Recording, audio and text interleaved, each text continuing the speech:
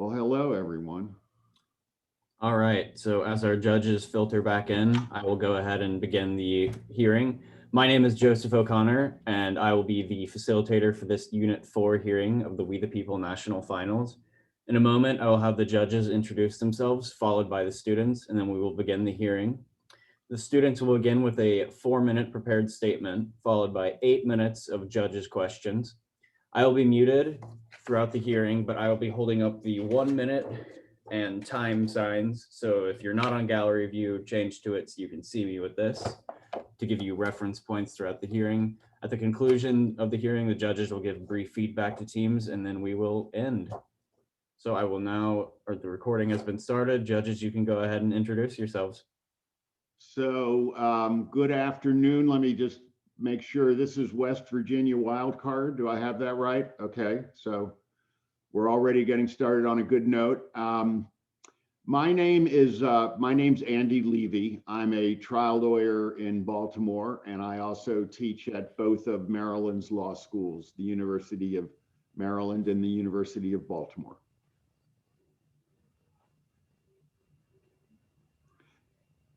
You're on mute. Susan, you're on mute. Hi, I'm Susan Arnett. I'm a criminal defense lawyer. I just retired as a supervisor at the Public Defender's Office in Honolulu.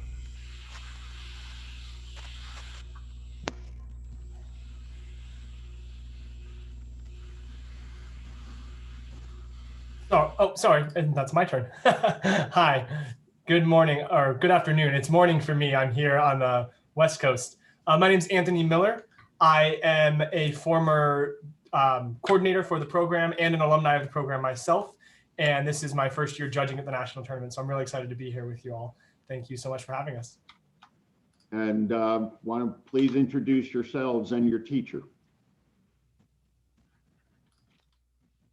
My name is Max Brager. I am with Unit 4 on RCB.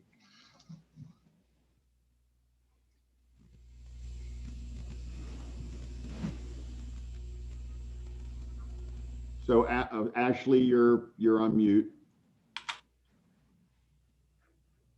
No, Still not you're not on there. Okay, sorry, that was. There we go. My name is Ashley George. I'm from Unit 4 from RCB. And my name is Langston Wolf, and we are representing Robert C. Byrd and Mr. Phillips' AP Government and Politics class. Fantastic. Well, welcome and congratulations, you guys. This is the first hearing of the day. You guys a little nervous? Because it'd be all right if you are, because we're a little nervous ourselves. So this is our first hearing of the day. So we'll embark on this voyage together.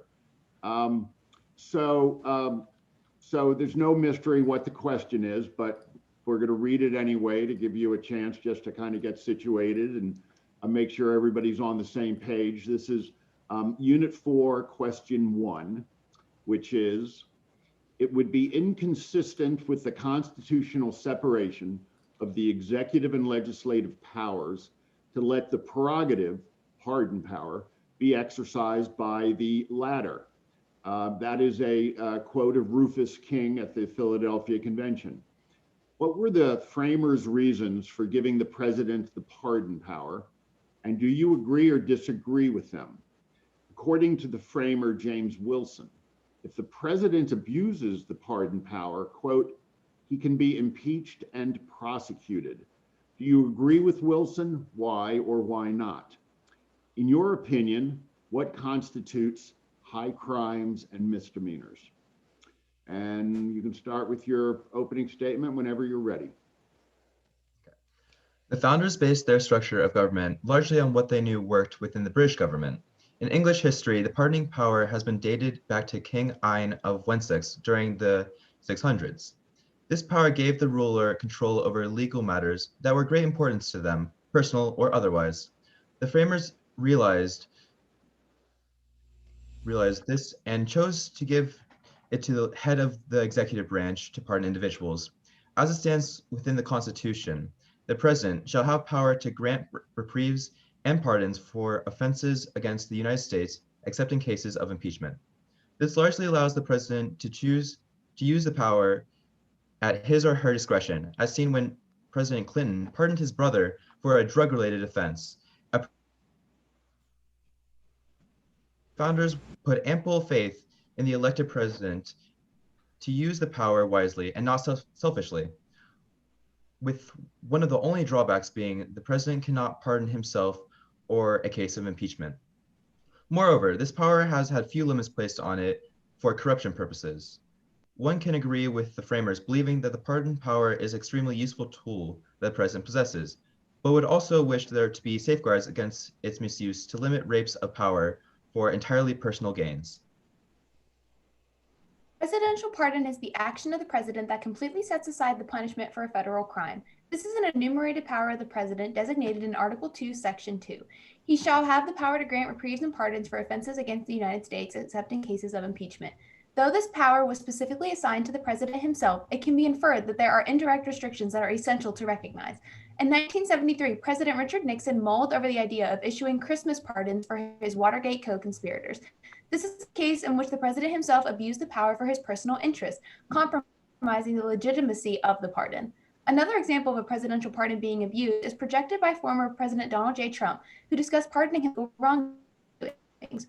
It is believed that this is a good example of how the presidential pardon can be misused. If the president has the authority to pardon himself, then it places him above the rule of law. In the Constitution, it states this Constitution and the laws of the United States shall be the supreme law of the land, establishing the rule of law, and it declares that everyone in the nation is not above this. That is worthy of impeachment or prosecution.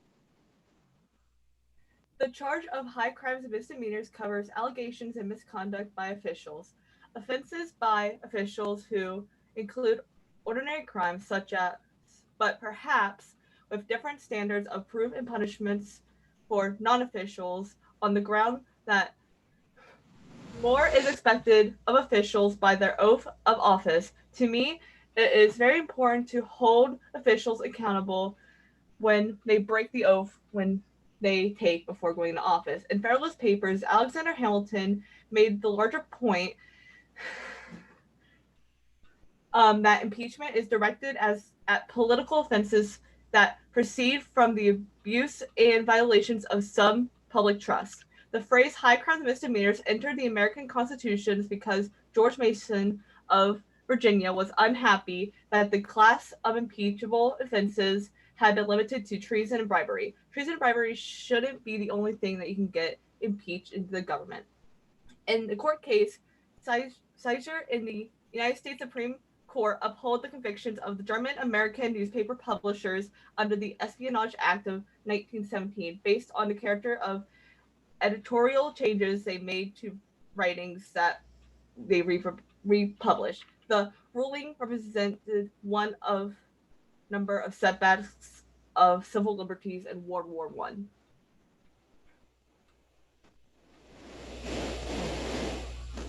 Okay, is that the completion of, oh, there you go, time. All right, thank you very much. So let me start with a follow-up.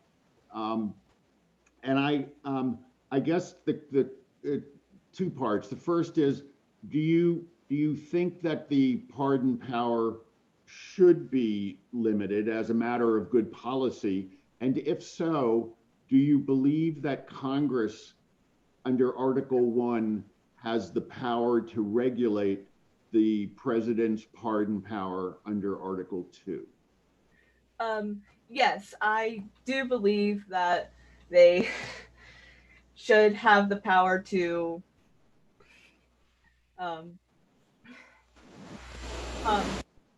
I feel like they should control who the president can pardon, because the president can pardon someone who's done horrible crimes and they shouldn't be pardoned, and so they can restrict who, yeah. I agree. I think that largely the pardoning power has had very little limits on it. Thus, the president can do largely what they would like. So I would say that while Congress having the pardoning power is not a good idea because that disrupts the checks and balances and creates a sort of overpowered legislative, I think that maybe there should be a sort of committee or some type of pardoning legislator passed in order to prevent, too personal uses of the pardoning power, or even just uses that would go against many regulations of like the law.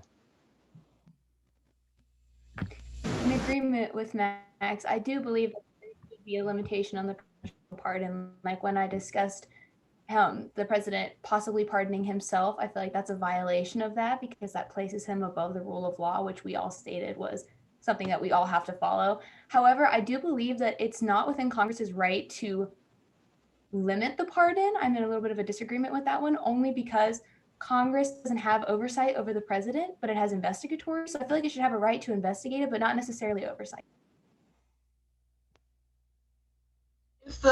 If the president is using the pardon power to correct what the president views as a historical error, in that a particular racial group was prosecuted for certain kinds of crimes when other racial groups were not, etc., and uses the pardon power to correct that historical imbalance. What would be the check or balance on that if for example, Congress disagreed? Do you believe it should end up in the courts and the judiciary should be the final arbiter of whether it is a permitted use of the pardon power? I like what you're saying about how if a decision can't be made, it could be taken to the judicial branch because they are the interpreters at the very end all be all of the Constitution. So I would say that the judicial branch would be a good place to resolve this issue, whether Congress disagrees with the president's pardoning.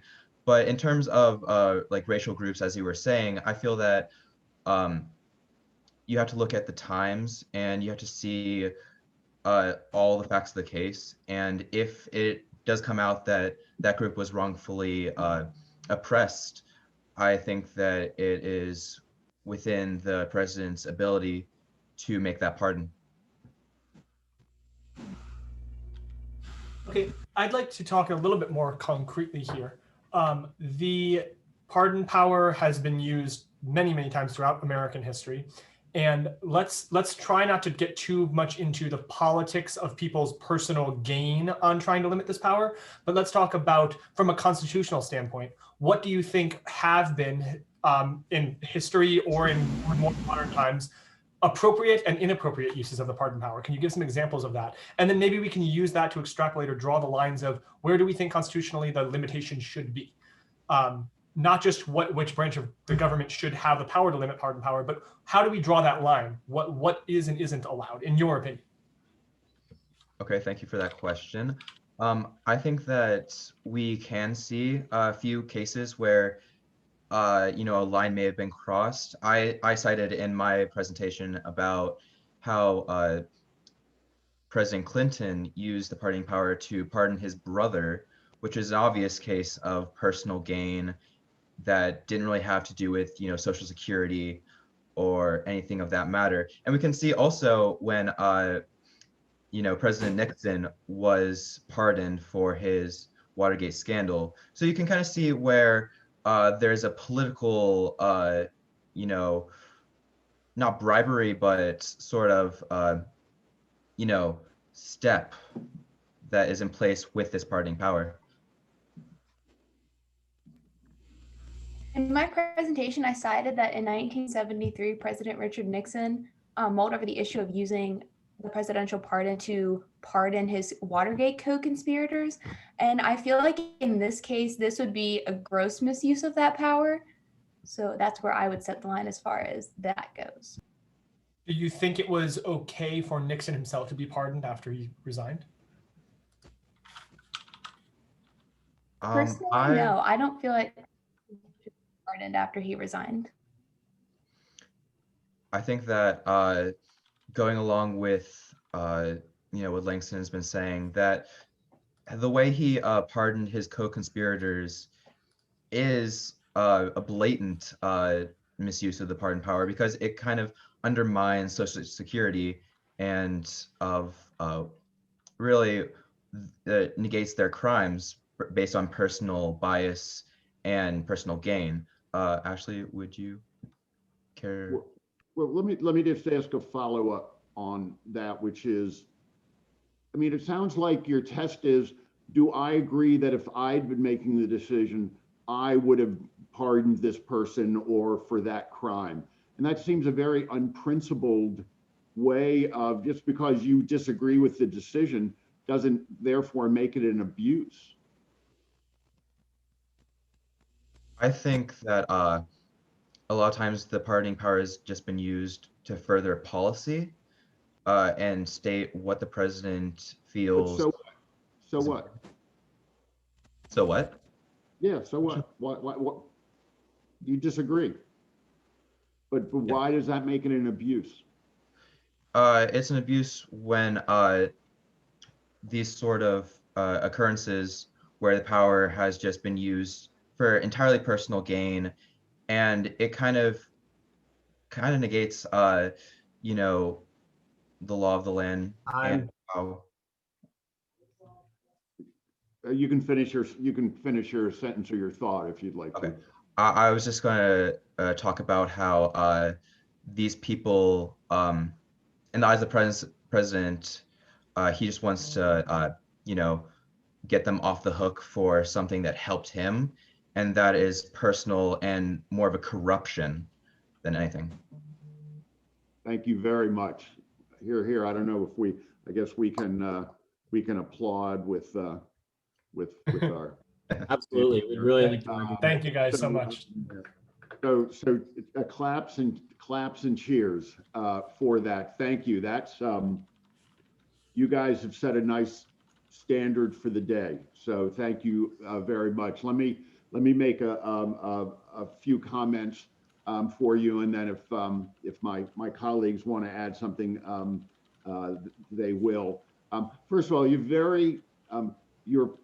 I thought your opening statement was very nicely done. I thought it was organized well. You all present very well, firmly and confidently, and I didn't have the feeling that you were afraid you weren't going to get all the words you needed to get out in the course of your opening statement. I mean, you sort of thought it through very nicely, and I think you hit the time like bullseye. So that's good in terms of sort of we the people process. And I think that you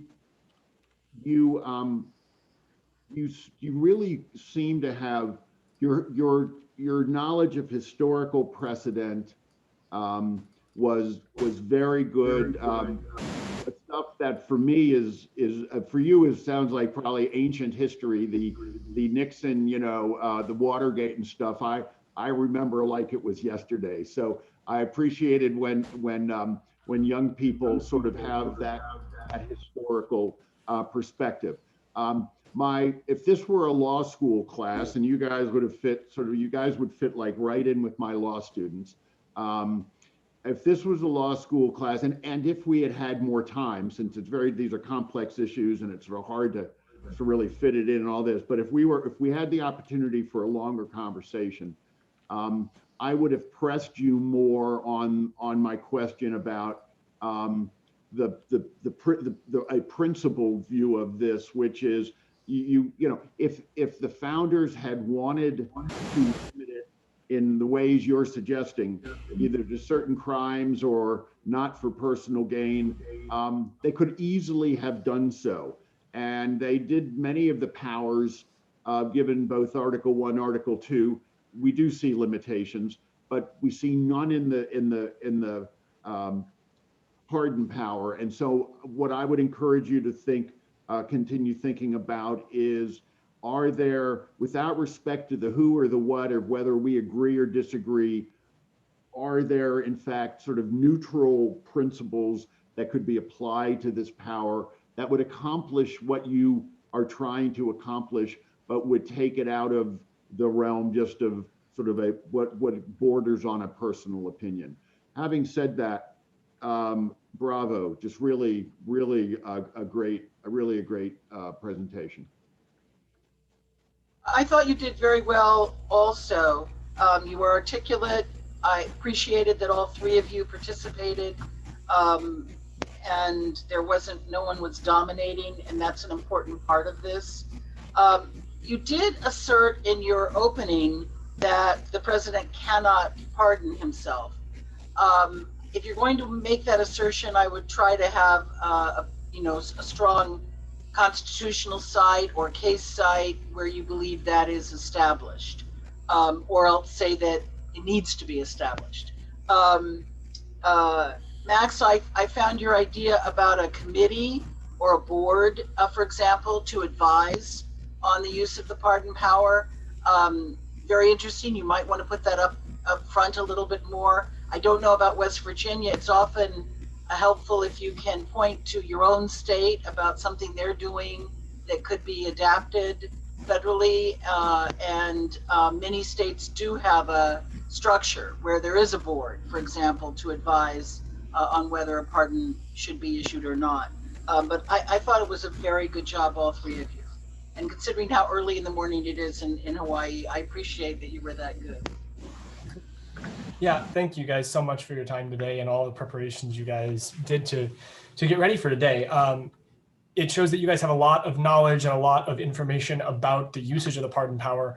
I would like to echo a little bit of what Andy said about getting a little bit deeper into figuring out those principles. My question was kind of two-part. It was, give me some examples historically of the pardon power being used.